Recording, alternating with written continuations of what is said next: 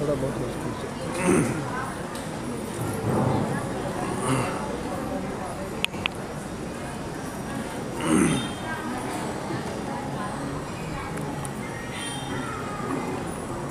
श्री गुरु चरण सरोज रज निज मन मुकुर सुधार बरनौ रघुबर विमल जसु जो दायक फल चार बंदो गुरुपद कंज कृपा सिंधु नर रूप हरि महामोहतम पुंज जासु वचन दविकर निकर।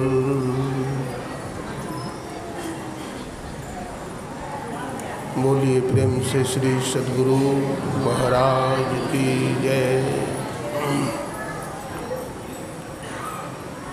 अव्यक्त रूप में अनंत श्री विभूषित 20वीं सदी के जाज्वल्यमान प्रचंड मार्तंड संत सद्गुरु महर्षि मेही परमहंस जी महाराज के त्रैलोक पावन पाद पद्मों में कोटि कोटि नमन। महर्षि मेही के मस्तिष्क स्वरूप ब्रह्मलीन पूज्यपाद महर्षि संतसेवी परमहंस जी महाराज अपने निवास में विराजमान संत मत के वर्तमान आचार्य महर्षि हरिनंदन परमहंस जी महाराज के चरण कमलों में कोटि कोटि नमन, कोटि कोटि प्रणाम। मंच पर विराजमान हमारे परम पूज्य गुरु महाराज की सेवा करने वाले स्वामी केदार बाबा, उपस्थित सभी गुरुजन, साधु समाज, सत्संग प्रेमी सज्जनों, भक्तिमती माताओं एवं बहनों, सत्संग की ज्ञान गंगा में गोता लगाते हुए सभी गुरु भक्तों का मैं हार्दिक अभिनंदन करता हूँ। सबों को कोटि कोटि नमन करता हूँ, कोटि कोटि प्रणाम करता हूँ।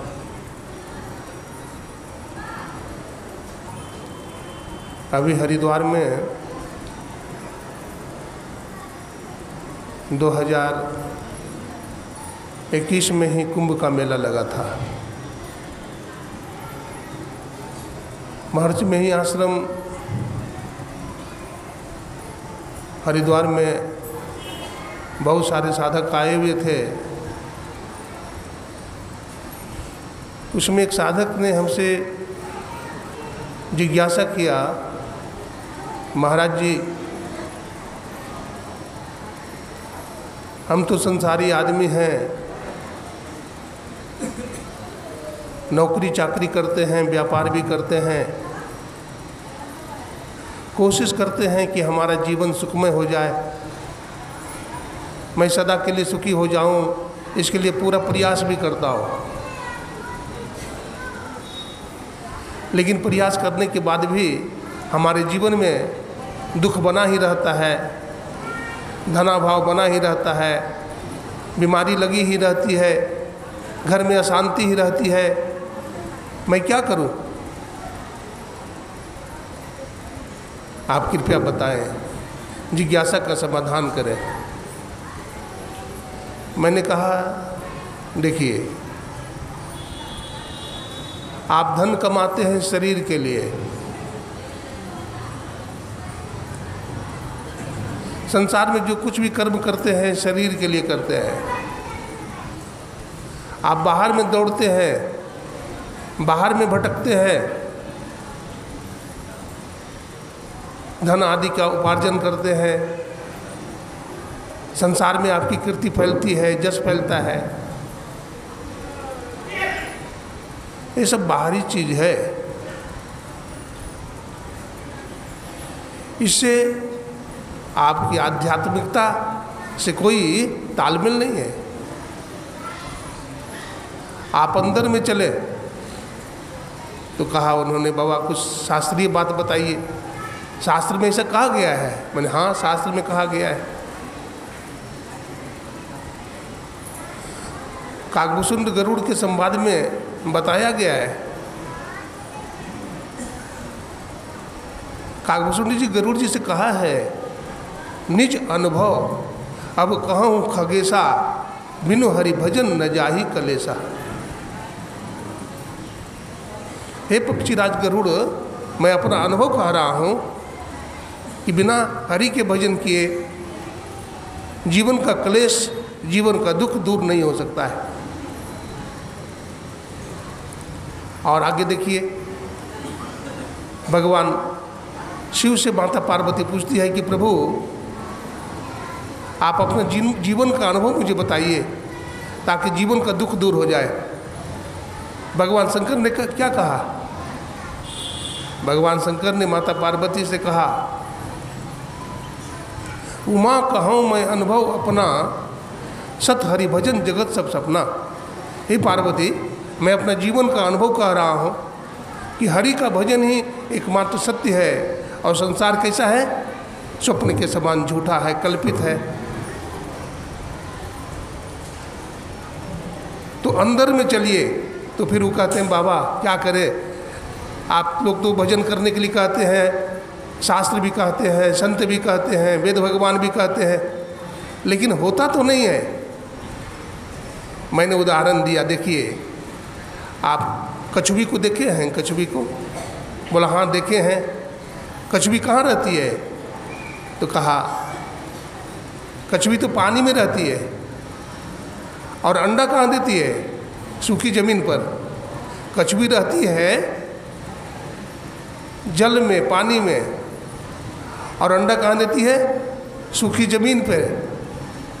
अगर उसके बच्चा को, अंडा को पकड़ना चाहे, कोई ले जाना चाहे, तो तुरंत उसको आकर के पकड़ लेती है, दबोच लेती है।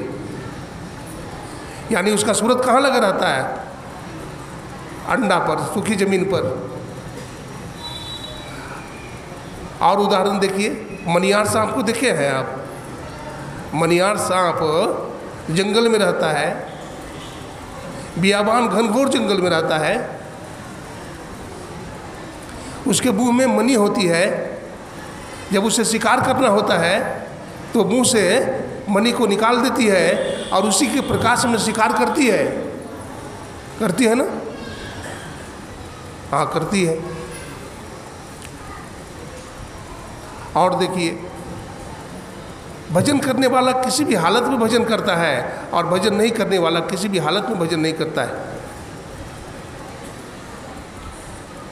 और तो और देखिए, अर्जुन ने कुरुक्षेत्र के मैदान में महायोगेश्वर भगवान श्री कृष्ण से जिज्ञासा किया। जहाँ एक सेना दूसरे को मारने के लिए अस्त्र शस्त्र लेकर खड़ी है, वहाँ पर अर्जुन भगवान से कई प्रश्न करता है। 8 प्रश्न किया है भगवान श्री कृष्ण से अर्जुन ने। किम तद्ब्रह्म किम अध्यात्मम किम कर्म पुरुषोत्तम अधिभूतम च किम प्रोक्ता अधिदैवम किम मुच्यते अधियज्ञ कथम कुत्र देहेस्मिन मधुसूदन प्रयाण काले च कथम गेयो सीनियतात्म भी।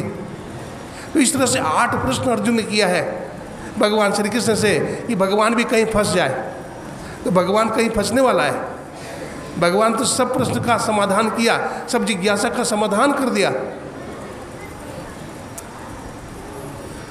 जहाँ पर एक योद्धा का बाण दूसरे के हृदय को छेदन करके, विदीर्ण करके बाहर निकल जाए, ऐसी अवस्था में भी अर्जुन भगवान से सुंदर सुंदर आध्यात्मिक जिज्ञासा कर रहा है। ब्रह्म क्या है? हे गोविंद, ब्रह्म क्या है? अध्यात्म क्या है? अधिदेव क्या है? अधियज्ञ क्या है? आदि आदि सवाल, आदि आदि क्वेश्चन भगवान से कर रहा है। अब भगवान ने शालीनतापूर्वक सब प्रश्नों का उत्तर दे रहे हैं। मैं अपने देश के इतिहास की एक बात सुनाता हूँ आपको। आप नाम सुने होंगे, गुलाल साहब। गुलाल साहब जमींदार थे और एक बुल्ला साहब थे, बुल्ला दास, बुलाकी बोलते हैं। वो हरबाहा थे, उनका हल जोतते थे गुलाब साहब का। गुलाल साहब का हल चलाते थे और उनका ध्यान करने का अभ्यास था। आंख बंद करके हल चलाते थे। दूर से ही आ रहे थे, देख लिया, कुछ लोगों ने शिकायत कर दिया, देखिए बुलाकी कितना बदमाश है, सेवा करता नहीं, काम करता नहीं है, आंख बंद करके हल चलाता है, बैल को हल लगा देगा, बैल घायल हो जाएगा।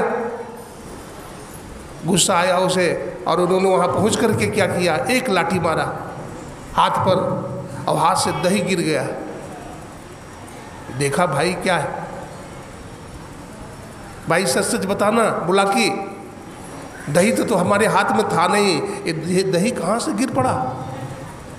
कहा मालिक छोटी मुँह बड़ी बात हो गई, मैं आंख बंद करके सोता नहीं हूँ, मैं कभी भी सोता नहीं हूँ, मैं दिन रात अपना मालिक का सुमिरन करता हूँ, भजन करता हूँ। हमारे गुरु महाराज आए हुए थे, मैं उनको भोजन करा रहा था, दही परोस रहा था, ये आपने लाठी मार दिया और दही नीचे गिर पड़ा। अब तो श्री चरणों में गिर पड़ा, बोला महाराज हमसे भारी गलती हो गई, आज से आप मालिक, मैं आपका शिष्य। और बताते हैं बुलाकी को गुरु स्वीकार कर लिया। बुला जमींदार जो थे उन्होंने उनको गुरु मान लिया, गद्दी पर बैठा दिया। तो भजन करने वाला किसी भी हालत में भजन करता है, अब भजन नहीं करने वाला किसी भी हालत में भजन नहीं कर सकता है।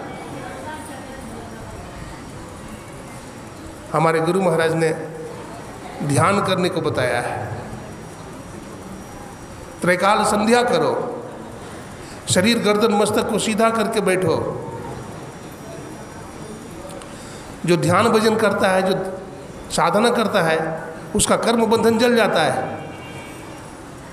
गीता के 3 अध्याय में कर्मयोग का वर्णन आया है। हर व्यक्ति को कर्मयोग में सफल होना चाहिए। श्रीमद् भगवद गीता में कर्मयोग का बड़ा महत्वपूर्ण स्थान है। भगवान ने कर्म करने को कहा, कर्म किए बिना कोई कभी नहीं रह सकता है। और कर्मों में सबसे महत्वपूर्ण बात है ध्यान करना, साधन करना, सत्संग करना, ये महत्वपूर्ण कर्मयोग है। इससे हमारा जो कलमश है, मल विक्षेप और आवरण जो त्रैदोष है, इन तीनों का नाश होता है, समन होता है। गुरु मंत्र का जप करना चाहिए, अपने इष्ट के रूप का ध्यान करना चाहिए और नासाग्र ध्यान करना चाहिए, यानी दृष्टि योग की साधना करनी चाहिए।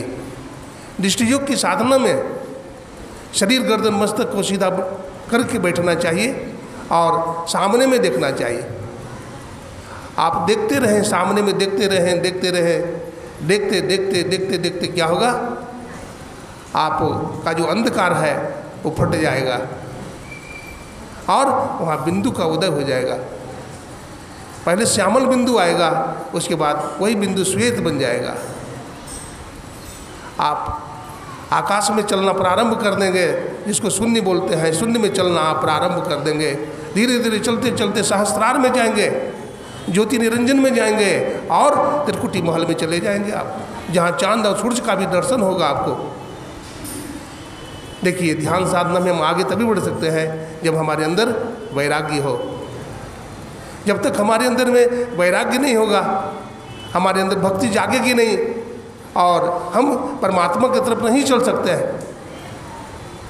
इसलिए हमारे अंदर ज्ञान वैराग्य होना चाहिए, विश्वास भी चाहिए, गुरु में, ईश्वर में विश्वास चाहिए। गोस्वामी तुलसीदास जी ने कहा, बिनु विश्वास भगति नहीं, तहीं बिन द्रवहि न राम, राम कृपा बिनु सपने ही, जीव न लहि विश्राम। बिना विश्वास की भक्ति नहीं होती है। आप लोग यहाँ आए हुए हैं किस लिए? सत्संग करने के लिए। आपके घर में काम धंधा नहीं है? बहुत काम धंधा है। बाल बच्चों को छोड़ कर के यहाँ आए हैं, अपना समय बर्बाद करने के लिए नहीं आए हैं। आपको विश्वास है गुरु में, आपको सत्संग में विश्वास है, आपको भजन में विश्वास है, आपको अध्यात्म में विश्वास है, इसलिए आप सब कुछ छोड़ करके यहाँ आए हुए हैं। यही विश्वास अगर बना रहा तो एक न एक दिन आप परमात्मा को प्राप्त कर लेंगे। एक साधक था, वो बहुत ध्यान करता था, दीक्षा ले लिया, भजन करने लगा, उसकी दोनों किडनी खराब हो गई। डॉक्टर ने कहा 6 महीना का मेहमान हो। अब वो साधक बहुत ध्यान करने लगा, रात रात भर बैठने लगा, दिन में बैठने लगा। एक दिन क्या हुआ, ध्यान में बैठा हुआ था और उसे नींद आने लगी। आलस थोड़ा आ गया, वो सिरहाना पर अपना गर्दन टिका दिया, सिर टिका दिया, लेट गया और स्वप्न देख रहा है। यमराज आ गया पीछा करते हुए, वो भागने लगा, यमराज के डर से भागने लगा। यमराज ने उसके बाल को पकड़ लिया और बाल को पकड़ करके कहा चल हमारे साथ। वो साधक जोर से चिल्लाया, गुरुदेव गुरुदेव बचाइए, गुरुदेव बचाइए। गुरु महाराज लाठी फेंक करके मारे और यमराज छोड़ करके भाग गया। सतगुरु सतगुरु निधि पुकारत, छिजत पाप समूह है, सदगुरु रूप ही में धारत, अकाम क्रोध मद लोभ है। क्राइस्ट जीसस ने कहा, Whosoever shall call upon the name of Lord shall be saved। वह जो परमात्मा का गुणानुवादन करेगा वो यमराज के फंद से बच जाएगा। सेंट जॉन ने लिखा है, strive to enter in at the straight gate, for wide in the gate and broad in the way that leadeth to destruction, and many there be which go in thereat, because straight is the gate and narrow is the way। सकेत फाटक से प्रवेश करो, क्योंकि चौड़ा है वो फाटक और चाकर है वो मार्ग जो विनाश की ओर ले जाता है। बहुत लोग हैं जो उसमें प्रवेश करते हैं, वह मार्ग सकरा है, वो मार्ग जीना है। तो सकरा मार्ग में अपने को प्रवेश कराए। घोड़ा को देखें, बदमाश घोड़ा को, साधक को जो सवार होता है उसको पटक देता है, लेकिन सवार क्या करता है, उसको ले जाता है तंग गली में, सकरी गली में, और उसको पकड़ लेता है। वो सकरी गली कहाँ है? अपने अंदर में है, वो सुषुम्ना में है ना, वो त्रिकुटी महल में है। वहाँ ले जाएंगे, वहाँ मन पकड़ा जाएगा और अपना काम बन जाता है। इसलिए साधन करना चाहिए, भजन करना चाहिए, इसी में जीवन का कल्याण होता है। परमात्मा ने, देखिए ना, आदमी कहता है रोटी रोटी, कपड़ा कपड़ा। अरे परमात्मा ने ऐसा बनाया, रोटी, देखिए रोटी है तो रोटी उतना ज़रूरी नहीं है, रोटी से ज़्यादा ज़रूरी पानी है, तो पानी को और सस्ता बना दिया। पानी से भी ज़्यादा ज़रूरी हवा है ना, तो हवा और सस्ता बना दिया। कहने का मतलब है परमात्मा बहुत दयालु है, वो हमारे लिए सब व्यवस्था कर दिया है, लेकिन हम समझते नहीं और ध्यान साधन करते नहीं, इसलिए हमारा कल्याण नहीं होता है। ज़रूरत है हम ध्यान भजन करें, साधन करें, हमारे अंदर वैराग्य होगा और इसी जीवन में हम परमात्मा को प्राप्त कर लेंगे। यही आप लोग की सेवा में सुनाया। बोलिए प्रेम से श्री सद्गुरु महाराज की जय। अब हमारे एक बड़े हैं ज्ञानी ध्यानी महात्मा स्वामी केदार बाबा हैं, जो गुरु महाराज की भी सेवा किए हैं। अब वो 2 शब्द आशीर्वचन देंगे। बोलिए प्रेम से श्री सद्गुरु महाराज की जय।